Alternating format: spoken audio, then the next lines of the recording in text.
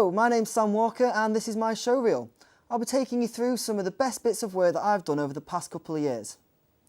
We'll start with radio. I was a co-host of a sports show on Frequency Radio. The show discussed all the biggest sporting topics of the week and also pitted me against a fellow presenter in a weekly topical debate. Here's a little taste. It is time, of course, for Sporty Feuds. Our debate topic is tonight. These lads will be talking, of course, about team orders in F1, whether they should be allowed or not. Right, Sam, you are going first. 1 minute. The clock starts now. 1 minute and all I need is 5 seconds. There is no I in team. Team rules are an integral part of Formula One. They've been allowed for over 50 years since the birth of the sport. And it's what makes it so special. It's the tactical intricacies that make it so special. Formula One's not about the drivers. It's all about the team, which provides the best drivers with the best cars. The team don't get a lot of money from drivers winning a drivers' championship. Pretty much all the money they get comes from the constructors. I mean, at the end of the day, it's the teams that are paying the drivers all this money to drive for the team. So the drivers should really be working to maximise the profits for their employer. Sport Issues was a weekly show that I also edited into our podcasts. To show you something a little bit different, I also created a news package about a five-a-side world record attempt in Blackburn. The players kicked off at 10 a.m. on Saturday the 30th of November and play finally stopped at 5:30 p.m. on Monday the 2nd of December, a total of 55.5 hours, 2.5 hours more than the previous record. Dave Palmer took part. It took its toll physically, mentally, emotionally. We were all drained by the end of it, but the last half hour were probably as quick as the first half hour. It was really good. It's a fantastic achievement and Laura was obviously very happy with what they had accomplished. The experience, means a hell of a lot. And yes, it is a fundraiser, but hopefully we've put Blackburn on the map and Blackburn Youth. So, I can't be more proud of everybody involved. The players now have to wait for Guinness to validate their effort, a process which can take up to 8 weeks. But this isn't important to Dave. In my head, I know we've done it. If they validate it or not, it doesn't really matter. We're still all champions just for doing it. And finally, to round off the radio section, I've collected a few clips of me commentating on a women's football game. Yeah, what we have seen is the UConn team trying to pass it out wide to the wings. So we've got McEwen on the left wing and Bennett on the right wing. And I can see them being quite influential here because with how packed in midfield it is, they're going to want to spread the play as much as possible. A chance for UConn to break here if McEwen can reach it. She's knocked the ball past the defender and she's chasing that. Has she got the legs to get there? Not quite. The ball's put out by Locke, who's the right back for Northumbria. And a great little counter-attack there, earning a throw-in on the the left-hand side for UConn. There's a lot of pressure coming from UConn at the moment, though, and this is great work from Gill, who's played through, and UConn are in the box, and it's a great effort, and it's gone in! It's a fantastic shot! It was Gill who did all the work. She went past two players and just played it through to McGrath. McGrath with a great curling shot from the left-hand side of the box, and it just curled in. The keeper, Harkness, jumped up, tried to get a hand to it, just flapped at it in the end, and there was nothing she could do to stop it nestling in the back of the net. McGrath just got the ball here inside the UConn half and plays it wide to McEwen, who can now run with the ball. McEwen's hit it in front and McEwen's bursting through on goal. She's on the left hand side, she's played it inside the shot. It's just been taken by the Northumbria centre back Campion, and it was a fantastic chance for UConn there. Low, it's hard, it's straight into the wall. The rebound's played over the top though. The defence is headed, it's McGrath. She shoots, she scores, and it's 3-2. UConn have pulled another one back, and there's only one goal in it now. Most of my time in the last couple of years has been spent working with our student TV station, PSTV. I was head of sports in my second year, and this year I've been the station manager. PSTV has won 3 awards this year, including one nationally recognised by the Student Television Association, and I was nominated for Volunteer of the Year. I have produced, directed and edited a sports show called The Final Whistle, as well as a cooking challenge show called Budget Chef.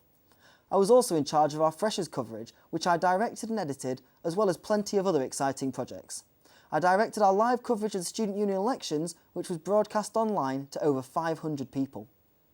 Ladies and gentlemen, welcome to the SU Elections 2014. My name is Peter Samuel Harper. Please welcome to the stage, ladies and gentlemen, once again, Michael Bailey. And Adam, how have you found it? I've seen you parading around in a bat suit. Yeah, that's been fun. I think... The winner of Media Officer is... Matthew Murphy! But now with your winner of Media Officer, Matthew Murphy! How are you feeling, Matt? I don't know what to feel anymore.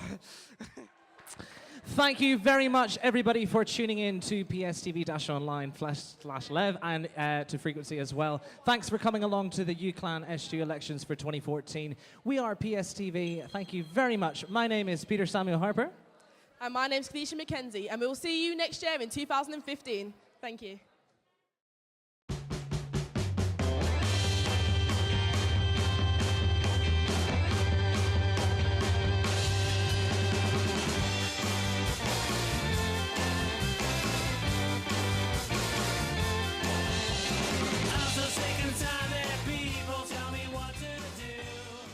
Hello and welcome to this week's episode of The Final Whistle. I'm Ashley Malloy and today I'm joined by Stu Bailey and Ellie Prince as we discuss this week's sports action. It's good to have you in the studio, guys.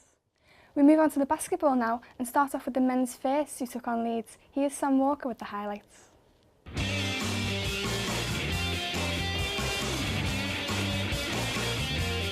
As they went into the final game of their season, the UCLan team knew they had to beat the visiting Leeds Met by at least 12 points to avoid relegation. They were well supported in their challenge and 40 people turned up to the Sir Tom Finney Sports Centre to cheer the home side on, and they were not left disappointed. Throughout the game, the home team continued to increase their lead, and despite Leeds scoring a few 3-point baskets late in the game, UCLan never looked like relegation candidates. The game finished UCLan 108, Leeds Met 63, and UCLan stayed in the division.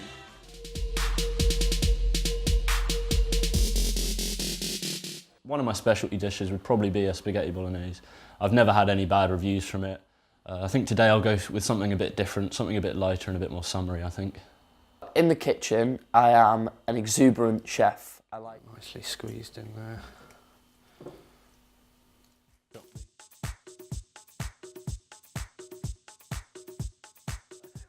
I'm not a master at presentation, I'm going to be honest. So, it's all in the taste.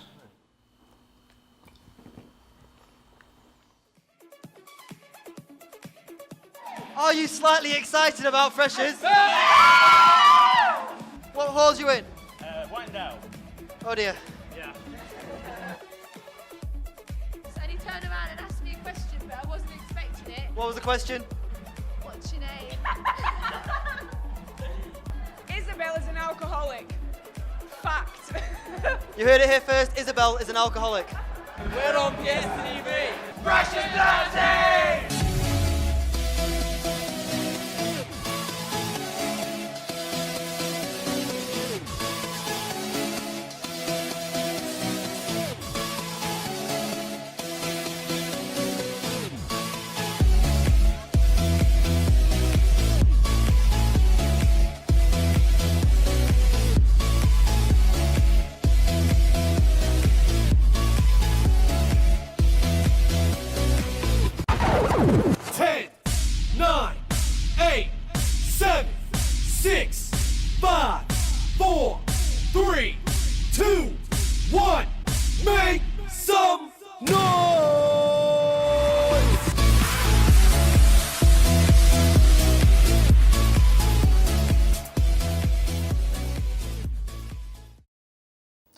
Last year, I was approached by UCLan Sport and asked to create a promotional video for the university's basketball team.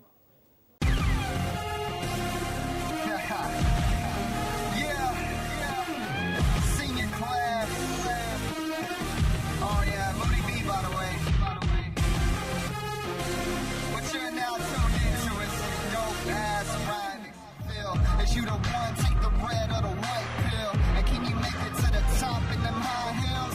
Cause the kid going up like I drive to the fastest lane.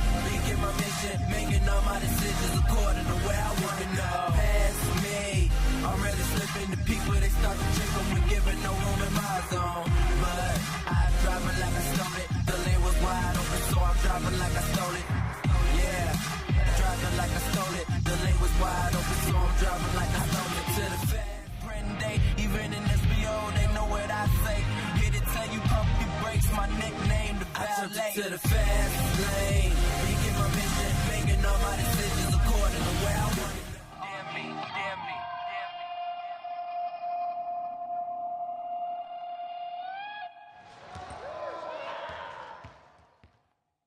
This year, I've spent a lot of time creating a documentary on women's football and the creation of the WSL. I don't have time to show you the whole thing, but here's a little taste.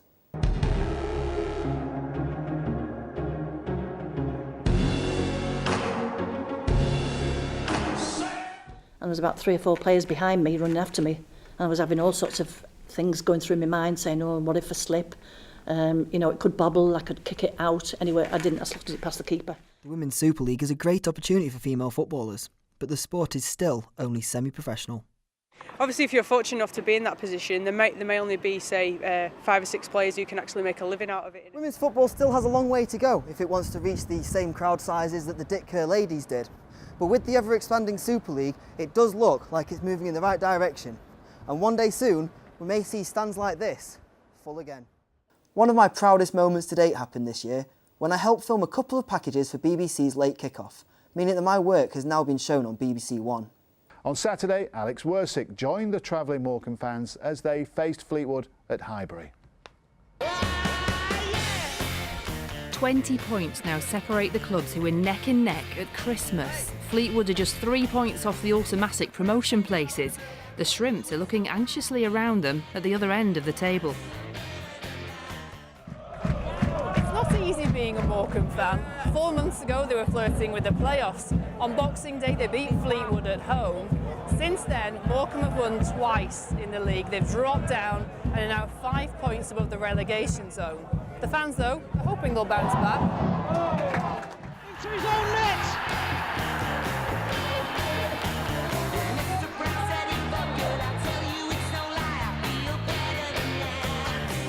Into the area. We know we've let ourselves down a little bit today by not winning the game and keeping the pressure on the top 3, but there's still plenty to play for. We know we have to make up 3 points on Chesterfield before the last game of the season. Has led to you dropping down the league so dramatically? It's happened the last 2 seasons as well. I think you know we started with a relatively small squad. Well, I could watch some of these clips all day, but unfortunately that's all the time I've got. My name's Sam Walker and thank you for watching my showreel. Enjoy the rest of your day. Goodbye.